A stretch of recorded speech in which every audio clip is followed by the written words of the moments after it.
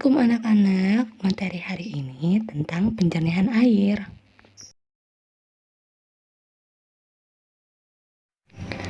Materi penjernihan air ini ada beberapa. Yang pertama itu sumber air, permasalahan, dan perkembangan peralatan penjernihan air.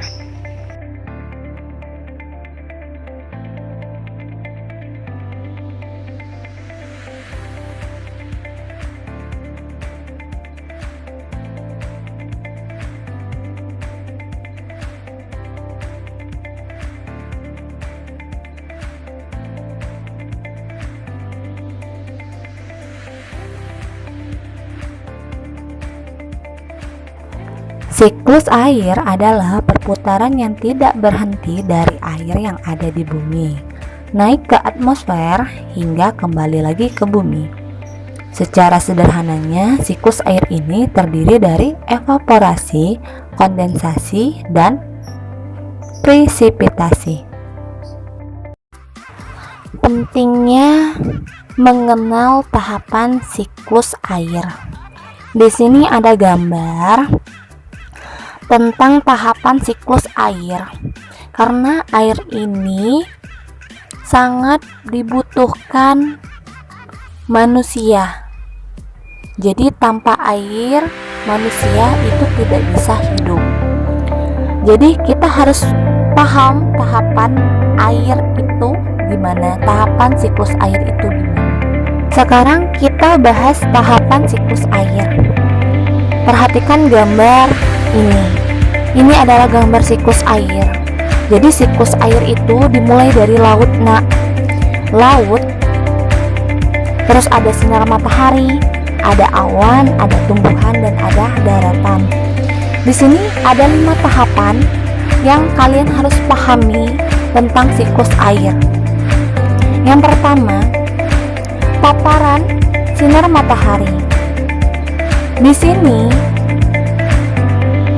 saat matahari menyinari permukaan laut, maka molekul air itu bergerak. Semakin cepat molekul air itu bergerak, maka penguapan yang terjadi semakin besar. Setelah menguap, naiklah ke atmosfer. Atmosfer itu yang dinamakan evaporasi.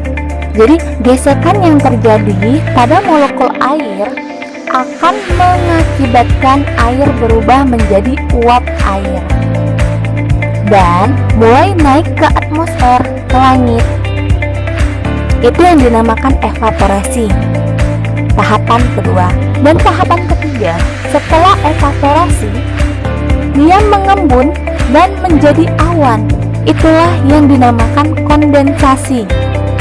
Seluruh uap air yang menguap akan naik ke atmosfer, di mana semakin tinggi naiknya uap air, maka akan semakin dingin suhunya, sehingga molekul-molekul air yang melambat dan saling menempel, dan saat itulah terjadi pengembunan yang terlihat sebagai awan yang sering kita lihat di langit.